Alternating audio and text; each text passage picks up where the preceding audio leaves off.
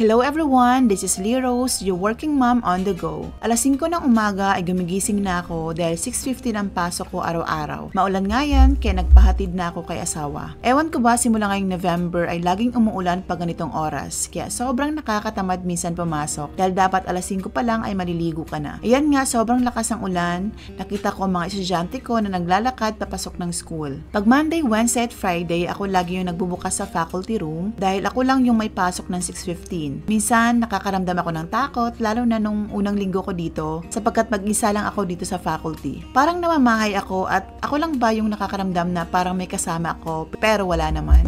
Kaya naman ay nililibang ko talaga ang sarili ko dahil isang oras pa bago dumating ang makakasama ko dito. Kaya naman, ginagawa kong pampalipas oras ang mag-ayos, mag-selfie, nagre-record, nagre-review ng aking ililesson habang nagsa-sound trip. Makalipas ang isang oras ay dumating na nga yung co-teacher ko kaya kampante na nga ako dahil may kasama na ako sa loob. At may dumating na mga magulang dahil release of cards ngayon. At ito din yung araw na may mga pumupunta na mga magulang sa mga subject teachers para kamustahin ang grado ng kanilang mga anak. Dahil 7:30 pa ang pasok ko, nagre-record muna ako ng mga quizzes at performances ng mga bata. Papunta na nga ako sa aking unang klase ngayong umaga.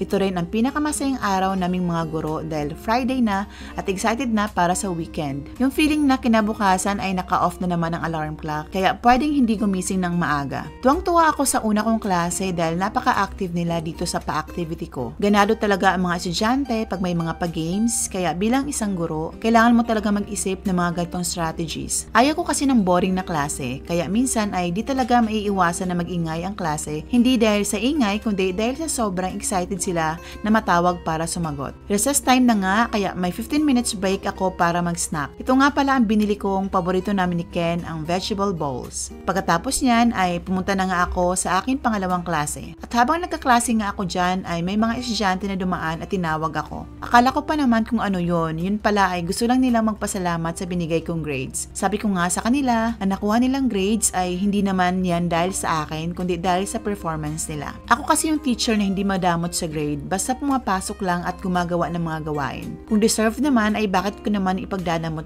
kaya lagi kong sinasabi sa kanila na wag lang umabsent na walang dahilan dahil check na makakapasa sila sa klase ko. Pagkatapos nga ng aking pangalawang klase ay bumalik na ako sa faculty room dahil may isang oras pa akong magpahinga. Hinatid nga ako nito mga 7 low 2 sa faculty dahil marami akong bitbit, gaya ng laptop at projector. Kaya salamat mga anak sa paghatid sa akin. Habang nagpapahinga, hindi talaga mawawala ang mga chismisan, kamustahan sa mga co-teachers. Tuwing vacant time lang kasi kami nagkakabanding kaya sinusulit namin yung time na kahit papano ay makamusta ang bawat isa. At dito na nga tayo sa last period ko. Tuloy pa rin ang discussion, pagbibigay ng paalala sa mga estudyante na dapat mag-aral lang mabuti. Hindi dahil lang sa grades kundi para sa sarili at sa pamilya nila. May mga estudyante kasi akong malungkot ngayon dahil hindi umabot sa 90 ang average nila. At ang iba naman ay happy dahil nakabilang sila sa with honor. Sabi ko nga sa kanila, ang importante ay walang bagsak at ginawa nila ang best nila. Nakakapagod pero very fulfilling ang buhay guro. Minsan hindi maiiwasan na magalit tayo pero parte na yan bilang pangalawang magulang sa aking mga estudyante. Kaya sa mga estudyante ko na minsan ay napapagalitan ko ay pagpasensyahan nyo na. Importante, love kayo ni Ma'am Rose. Sabi ko nga, galit ako sa ginawa ninyo at hindi sa inyo. Pag uwi ko sa bahay, hindi pa rin natatapos yung gawain. Buhay nanay naman tayo. Bantay kay Keisha at nanood ako ng replay ng Miss Universe dahil hindi ko napanood kanina habang nasa school dahil may klase ako. Yun lang, parang hindi ako natuwa sa resulta. Kayo din ba? Yun lang for today's mini vlog. Thanks for watching. Bye!